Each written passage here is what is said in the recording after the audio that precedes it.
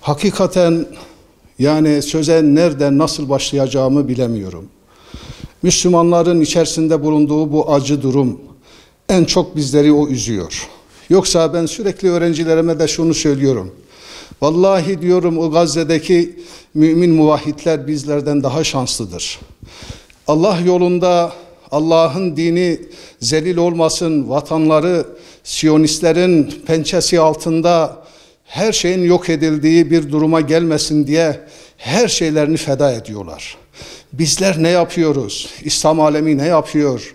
Hele bir de İslam ülkelerinin liderleri, yöneticileri ne yapıyor? Hiç mi imani duygu bunlara nasip olmadı? Gerçek imana eren, hakiki imana eren bir müminin bu olaylara duyarsız kalması hiç mümkün değil. Dolayısıyla bizler bu yıl dönümünü acziyet içerisinde hatırlayacağımıza, keşke direnişin güçlendiği müminlerin topyekün ve atesimu bihablillahi cemi'an ve la teferraku Rabbimizin mesajına kulak verdiği, bir araya geldiği bir pozisyonda karşılaşsaydık. Daha ne zaman uyanacağız?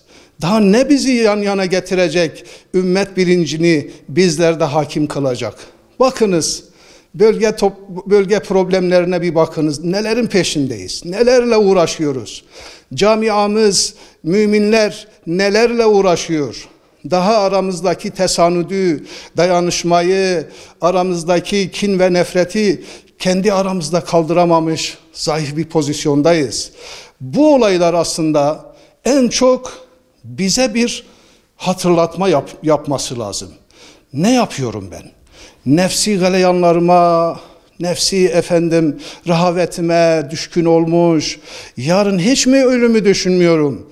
Allah'ın huzuruna şehit olarak, onun davasına hizmet eden biri olarak varmak bu kadar güzelken ben neyin peşindeyim diye öncelikle kendimizi sorgulamalıyız.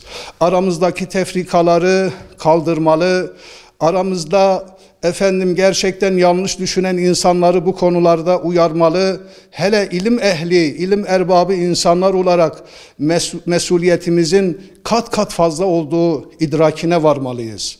Dolayısıyla biz bu idraka vardığımızda inanınız Siyonizm bizlere bu dayatmayı yapamayacak ve bizlere karşı güçsüz, hamlesiz kalacaktır. Tavsiyem şudur: Allah'ın hükmüne dönelim. Ve in tenaza'tum fi şey'in farudduhu ilallahi ve rasulihi.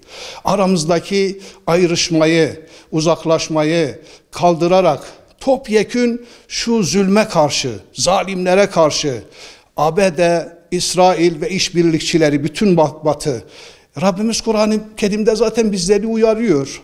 La yettehizil mu'minunel kafirun evliya. Ya onlar dost edinmeyin. Vallahi onlar dost değil.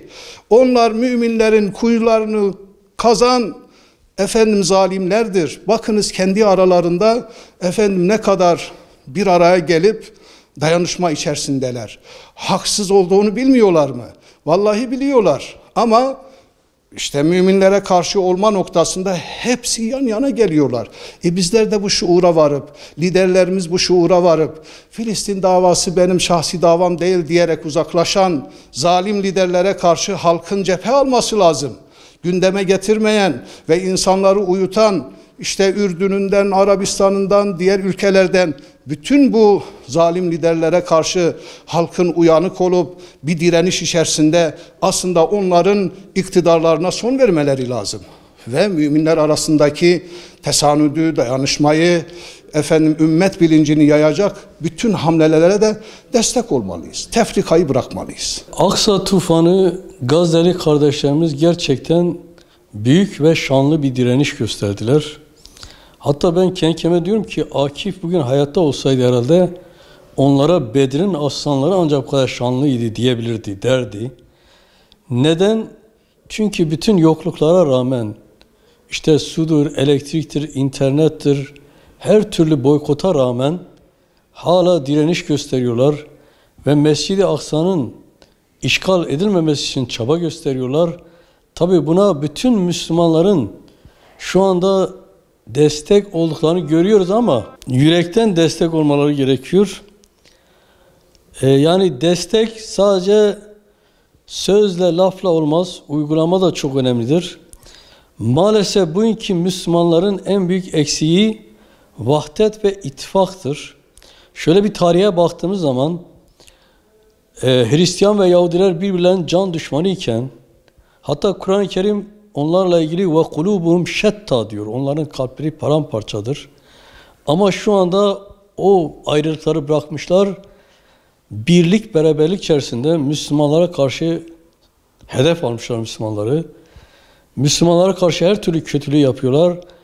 Ama biz Müslümanlar hala sen Sünniydin, ben Şiiydim hesabına düşmüşüz. Bunlar çok basit şeylerdir. Müslümanların bundan kurtulması gerekiyor. Bu konuda çok duyarlı olmamız lazım. Burada en büyük bir eksiğimiz vahdet ve ittifaktır ki Hz. Peygamber'in son tavsiyesi nedir? Size kitabımı getirdim, kitap, Kur'an'ı ve sünneti bıraktım. Dolayısıyla bu kitabımız Kur'an ve sünnetin de bir gereğidir. Müslümanların birlik halinde, yekvücut halinde İslam düşmanlarına karşı durmalarıdır. Eğer biz dursaydık bugünkü Gazze'liler bu acıyı yaşamayacaktı.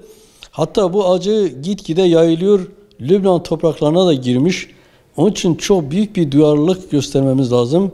Sorumluluk sahibi olmamız lazım. Elimizden gelen her şeyi yapmamız lazım. Ve düşman oyunlarına gelip sen Şiisin, ben Sünniydim, senin mezhebin şudur budur bölünüp parçalanmaktan uzak durup yek vücut olarak tavır göstermemiz lazım.